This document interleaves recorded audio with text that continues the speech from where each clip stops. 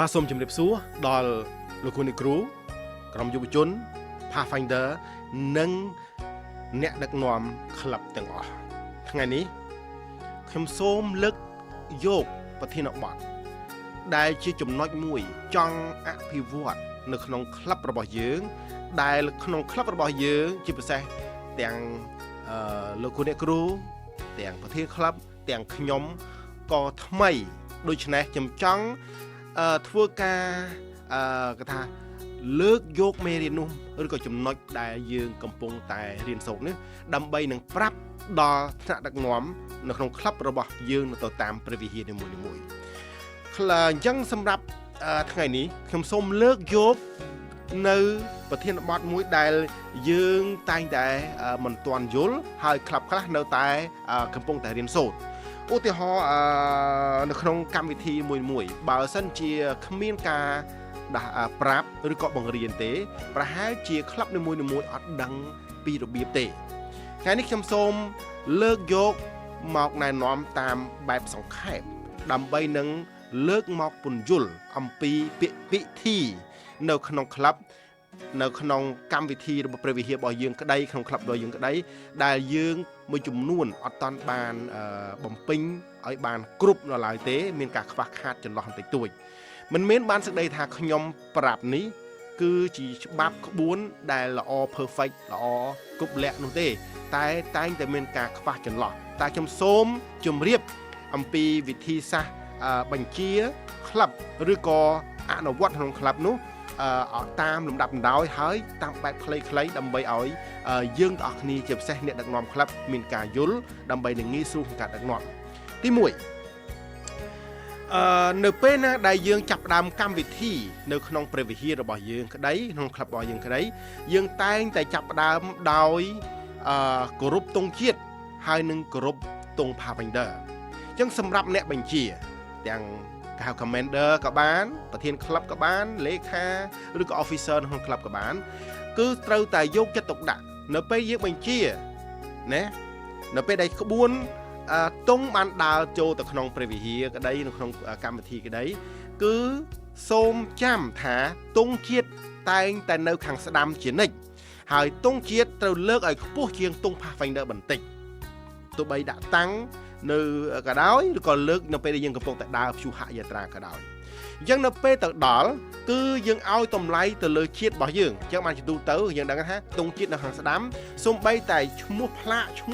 ក logo នៅក្នុងអាវរបស់យើងគឺនៅខាងស្ដាំជានិច្ចបាទនៅលើដើមទ្រូងរបស់យើងគឺទង់ជាតិនៅខាងស្ដាំខ្ញុំឃើញមានPathfinder យើងមួយចំនួនគាត់យកផ្លាកឬក៏ថា pin មកដាក់នៅខាងឆ្វេងរបស់ទង់របស់ជាតិរបស់យើងគឺអត់ត្រូវទេគឺយើងដូរមកដាក់នៅខាងស្ដាំវិញណានឹងចំណុចមួយហើយមួយទៀតនៅពេលដែលយើងគោរពទង់ជាតិបាទគោរពទង់ជាតិជាទូទៅបើសិនជាក្លឹបរបស់យើងថ្មីអត់យើងអត់អីទេយើងអាចអនុវត្តដែលតាមទម្លាប់ចាស់ឧទាហរណ៍អញ្ចឹងនៅពេលដែលគោរពទង់ជាតិយើងអត់ចាំបាច់ present arm ឬក៏គ្រប់អត់ចាំបាច់ទេគឺនៅពេលដែលយើងដឹងថាគ្រប់ទង់ជាតិគឺយើងដឹងថាគ្រប់អូតូម៉ាទិកឧទាហរណ៍នៅពេលដែលអ្នកបញ្ជារងព្រៀបយើងមិនប្រើពាក្យ Pathfinder រងទៀតនៅ Pathfinder គ្រប់ទង់ Pathfinder គ្រប់ទង់Master Guide ឬក៏ទង់ជាតិទង់ Pathfinder អីអត់ចាំបាច់ប្រើពាក្យ Pathfinder ដដែលទេបាទសូមអធិស្ឋានអញ្ចឹងគឺយើងត្រូវបើយើងប្រើដំបង Pathfinder រងព្រៀបគោរពទង់ជាតិនៃព្រះរាជាណាចក្រកម្ពុជាគ្រប់អញ្ចឹងដៃយើងគ្រប់ឃើញទេដៃគ្រប់បាទអត់ចាំបាច់ប្រាប់មុនទេអញ្ចឹងជាទូទៅនៅពេលណាដែលយើងគោរពទង់ Pathfinder ឬក៏សំទោសទង់ជាតិហើយដៃយើងនៅគោរពយើងដដែលនៅពេលដែលចប់គោរពទង់ជាតិយើងអត់ចាំបាច់ប្រាប់ពាក្យថា Pathfinder ដាក់អត់ចាំបាច់ទេទុកនោះនឹងដើរណាអញ្ចឹងអ្នកបញ្ជាក៏ស្រែកបន្តទៀតរងព្រៀបគោរពទង់ Pathfinder គ្រប់ចាប់ដល់ជ្រេងwe are the Pathfinder strong អញ្ចឹងទៅសម្រាប់ក្រុមណាដែលចេះភាសាអង់គ្លេសយើងជាងអង់គ្លេសហើយក្រុមណាអត់ចេះយើងជាងភាសាខ្មែរបានជាការពិតយើងរៀនទៅដើម្បីឲ្យ Pathfinder យើងរៀនភាសាអង់គ្លេសដែរអញ្ចឹងដល់ពេលដែលចប់នៅពេលដែលយើងចប់ for you and me ដល់ពេលអញ្ចឹងបាទជាការពិតនៅពេលជាងចប់ យើងអាចស្រែកដាក់ក៏បានដែរឃើញទេអញ្ចឹងបើតែសម្រាប់ក្លឹបយើងដែលកំពុងតែរៀនសូត្របាទយើងនៅតែអនុវត្តប៉ុន្តែធ្វើម៉េចឲ្យស្ទាត់ហើយបើយើងដឹងច្បាស់ហើយយើងដឹងចំណុចណាដែលយើងមិនចាំបាច់ប្រើយើងអត់ចាំបាច់កុំឲ្យខាតពេលហើយកុំឲ្យជន់ដដែលនេះការដែលគ្រប់ទង់ជាតិហើយនឹងទង់ Pathfinder ហើយបន្តមកទៀតតាក់ទងទៅនឹងអ្នកសូត្រពាក្យសច្ចាប្រណិធានហើយនឹងច្បាប់ Pathfinder បាទជាការពិតតាម style របស់យើងរៀនខ្លួនទេតាមព្រះវិហារខ្លះតាមក្លឹបខ្លះគាត់សូត្ររហូតដល់បាវចនាហើយនឹងគោលបំណងហើយព្រះវិហារខ្លះគាត់សូត្រត្រឹមតែពាក្យសច្ចាប្រណិធានហើយនឹងច្បាប់របស់ Pathfinder អញ្ចឹងខ្ញុំសូមលើកយកទាំងសូត្រ4ចំណុចហ្នឹងទាំង2ចំណុចហ្នឹងគឺរាល់ការសូត្រសូមឲ្យអ្នកដឹកនាំបានប្រាប់ថាសូមសូត្រតាមខ្ញុំណាឧទាហរណ៍ពាក្យសច្ចាប្រណិធានសូមអញ្ចឹងយើងប្រើពាក្យទៅបីពាក្យសច្ចាប្រណិធានក្តីច្បាប់ក្តីណាយើងប្រាប់គេថាខ្ញុំនឹងឡើងមកសូត្រពាក្យសច្ចាប្រណិធានសូមថាតាមខ្ញុំអញ្ចឹងទៅណាយើង1 2 3 4តាមអញ្ចឹងទៅកុំភ្លេចឲ្យគេថាតាមបើមិនអញ្ចឹងទេសមាជិកអត់ដឹងទេបើសម្រាប់យើងជា Pathfinder យើងដឹងតែសម្រាប់សមាជិកអត់ដឹងទេអញ្ចឹងគាត់នឹងថាតាមតែទោះបីជាសមាជិកគាត់មិនថាតាមក៏អត់បញ្ហាដែរឲ្យតែ Pathfinder របស់យើងនៅក្នុងក្លឹបយើងនឹងសមាជិកទាំងអស់ថាតាមក៏ល្អហើយតែត្រូវសូមបង្រៀនប្រាប់យើងថា Pathfinder ត្រូវសូត្រហាក់តាមអ្នកដឹកនាំណាកុំឲ្យកន្លែងខ្លះអត់សូត្រតាមតតែគេប្រាប់តែទោះបីគេមិនប្រាប់ក៏ដោយប៉ុន្តែដើម្បីឲ្យសមាជិកដឹងដើម្បីឲ្យសមាជិកក្នុងព្រះវិហារដឹងក៏យើងត្រូវតែសូមឲ្យថាតាមខ្ញុំចឹងដែរឃើញទេតែឡានអ្នកឡើងសូមឲ្យមើងម៉ាត់ណាមុនឡើងកម្មវិធី Pathfinder យើងត្រូវគ្រប់គាត់ណាយើងគ្រប់គាត់ហើយយើងដាក់ថាយើងគ្រប់ហើយយើងតែសូមជម្រាបសួរដល់ពុកម៉ែបងប្អូនដល់គ្នាឬក៏ថាយើងចង់ឲ្យត្រូវតាមទម្លាប់ខ្មែររបស់យើងលើកដៃស្ពះមួយទៀតទៅក៏បានដែរតែជាធម្មតាសម្រាប់ការគោរពគឺគ្រប់គ្រាន់ឃើញទេអញ្ចឹងអាស្រ័យទៅលើតាមព្រះវិហារណាគាត់តម្រូវដែលតាមក្រុមជំនុំខ្លះគាត់ហ្នឹងត្រូវជម្រាបសួរឬក៏គោរពបាទទៅជាធម្មតាកម្មវិធី Pathfinder យើងត្រូវកុំភ្លេចគោរពអញ្ចឹងនៅពេលដែលគាត់ឡើងណែគាត់គោរពហើយខ្ញុំសូមជម្រាបសួរពុកម៉ែបងប្អូនទាំងអស់គ្នាហ្នឹងយើងថាទៅខ្ញុំសូមឡើងមកសូត្រពាក្យសច្ចាប្រណិធានឬក៏បើសិនជាឲ្យតាមក្បួនទៀតអត់ចាំបាច់ជម្រាបសួរច្រើនគាត់គោរពពឹបពាក្យសច្ចាប្រណិធានសូមសូត្រថាតាមខ្ញុំឬក៏សូមធ្វើតាមខ្ញុំសូមថាតាមខ្ញុំឬក៏ឃ្លាណាមួយ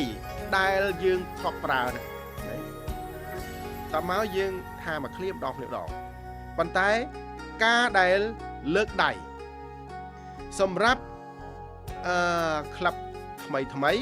យើងតែងតែស្រែកប្រាប់វ៉ាន់ទាដៃ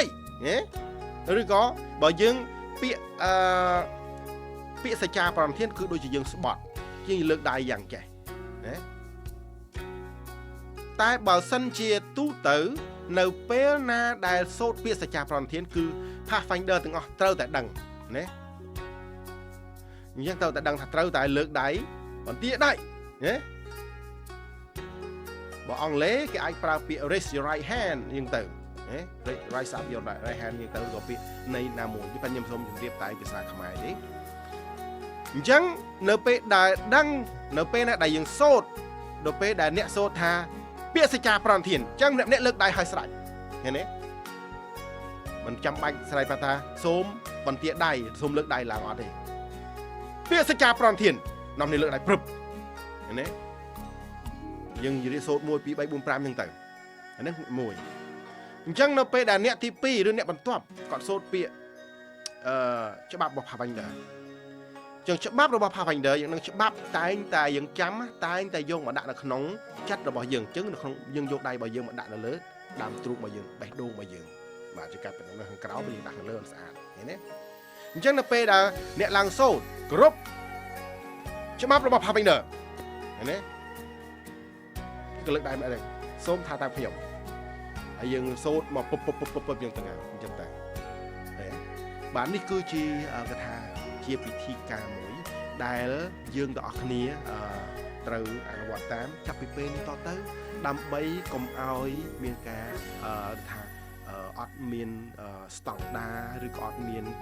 មិនដឹងធ្វើយ៉ាងដូចម្ដេចប៉ុន្តែការពិតខ្ញុំសូមជម្រាបថាអ្វីដែលខ្ញុំរៀបរាប់នេះមិនមែនខ្ញុំចេះខ្លាំងជាងបងប្អូនអរគ្នាទេតែខ្ញុំចង់ជម្រាបក្នុងនាមខ្ញុំជាប្រធាននាយកដ្ឋានយុវជន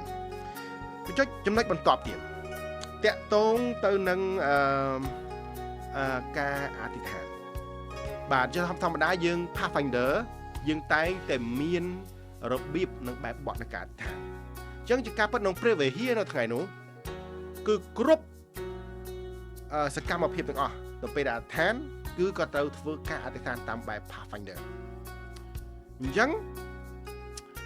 នៅពេលណាដែលយើងឡើងអធិដ្ឋានណាយើងឡើងអធិដ្ឋានអ្នកដែលឡើងនោះក៏ស្រែក Pathfinder attention ណាអញ្ចឹងឬក៏គាត់តែងតែប្រើពាក្យអ្វីផ្សេងមួយជាភាសាខ្មែរក៏បានដែរអត់បញ្ហាទេបាទហើយនៅក្រោកឈោអញ្ចឹងទៅអញ្ចឹងនៅពេលដែលឡើងអធិដ្ឋានអញ្ចឹងនៅពេលដែលគាត់ក្រោកហើយយើងស្រែកពាក្យថា prayer attention យើងអ្នកស្រែកគឺស្រែកឲ្យលក្ខណៈមានកម្លាំងបើខ្មែរ Pathfinder អធិដ្ឋានអញ្ចឹងយើងមានកលៈយើងសម្រាប់ផងយើងអោនក្បាលទៅឃើញទេតែចំណុចមួយសូមឲ្យ Pathfinder យើងចាំទាំងអស់គ្នានៅពេលដែលអធិដ្ឋានចប់យើងលើកមិនចប់ថាយើងមានពាក្យថាអាមែនណាយើងអាមែនហើយគឺមិនចាំបាច់គេបញ្ជាទេគឺនៅធម្មតាដៃយើងនៅសម្រាប់អញ្ចឹងបាទនៅយើង parade នេះអញ្ចឹងនៅពេលដែលអាមែនគឺយើងដូរអិយាបថរបស់យើងដៃយើងមក attention វិញអត់ចាំបាច់គេប្រាប់ថាសម្រាប់អីទេឃើញទេបាទបន្ទាប់ពីអធិដ្ឋានចប់ហើយអញ្ចឹងអ្នកនៅឡើងអធិដ្ឋានក៏ស្រែក take seat អញ្ចឹងនៅពេល take seat Pathfinder ទៅស្រែកពាក្យថា thank you sir បើសិនជាប្រុសយើងប្រើពាក្យថា thank you sir បើសម្រាប់ស្រីយើង thank you ma'am ឬក៏ thank you madam ប៉ុន្តែទូទៅគេប្រើពាក្យ ma'am ណាបាទមកពាក្យ madam ហ្នឹងឯងបាទនេះតកតងទៅនឹងរបៀបដែលយើងអធិដ្ឋានឃើញទេបាទហើយមួយទៀតតកតងទៅនឹងពេលខ្លះខ្ញុំឃើញលោកគ្រូគាត់ធ្លាប់ប្រើពាក្យ sit down stand up ជាការពិតពាក្យ Pathfinder អត់បានប្រើពាក្យនឹងទេបាទតែខ្មែរយើងប្រើបានអង្គុយចុះក្រោកឈរប៉ុន្តែពាក្យថាពាក្យយើងចង់ឲ្យ sit down យើងចង់ថាពាក្យសំទោសពាក្យក្រោកឈរអញ្ចឹងជាភាសាអង់គ្លេសយើងប្រើពាក្យ Pathfinder attention ពេលហ្នឹងគាត់ក្រោកពីងើបពីអង្គុយគាត់ក្រោកព្រឹប attention បាទអញ្ចឹងនៅពេលដែលគាត់ចង់ឲ្យគាត់អង្គុយចុះពេលធ្វើអីហើយ Pathfinder take seat អញ្ចឹងនៅពេលដែល take seat គឺមានន័យថាអ្វីដែលបញ្ជាឲ្យគាត់មានអារម្មណ៍ស្រួលខ្លួនអញ្ចឹង Pathfinder គាត់ត្រូវស្រែកពាក្យថា thank you sir ណា thank you ma'am បើយោងទៅតាមអ្នកបញ្ជានោះជាប្រុសឬជាស្រីឃើញទេបាទនេះជាតកតងទៅនឹងវិធីមួយចំនួនដែលយើងទាំងអស់គ្នាគួររៀនហើយអនុវត្តតាមអញ្ចឹងថ្ងៃនេះខ្ញុំសង្ឃឹមថាអស់លោកអ្នកបងប្អូនជាពិសេសដល់ Pathfinder និងអ្នកដឹកនាំផ្នែក Pathfinder ទាំងអស់យើងយល់ហើយចំណុចណាមួយដែលយើងកំពុងតែធ្វើអនុវត្តតាមឬក៏យើងកំពុងតែធ្វើដោយមិនអ្វីដែលខ្ញុំមិនត្រូវតាមអ្វីដែលខ្ញុំជម្រាបនោះក៏អត់បញ្ហាដែរយើងការរៀនបាទអញ្ចឹងវាអាស្រ័យទៅលើចំណង់ចំណូលនៅក្នុងក្លឹបរបស់យើងឬក្នុងព្រះវិហាររបស់យើងតួយ៉ាងដូចជាព្រះវិហារខ្លះគាត់មានការប្រកាន់មែនតែនដែលក៏អត់ចង់មានការគោរពទង់ជាតិនៅក្នុងកម្មវិធីថ្វាយបង្គំអាហ្នឹងអាស្រ័យលើពួកគាត់ប៉ុន្តែគោលការណ៍នៃ Pathfinder របស់យើងនៅថ្នាក់លើគាត់ចង់ឲ្យយើងធ្វើពិធីនោះដោយសារអីការគោរពទង់ជាតិនេះមិនខុសអីទេពីព្រោះអីជាការគោរពទង់នៅតាមប្រទេសជាតិរបស់យើងមួយបាទជាងអរគុណចឹងសូមឲ្យព្រះជាម្ចាស់ប្រទានពរដល់អស់លោកអ្នកបងប្អូនជាពិសេសដល់ក្លឹបទាំងមូលឲ្យដំណើរការទៅមុខបានដោយរលូនទៅមុខបាទសូមអរគុណសូមព្រះជាម្ចាស់ប្រទាន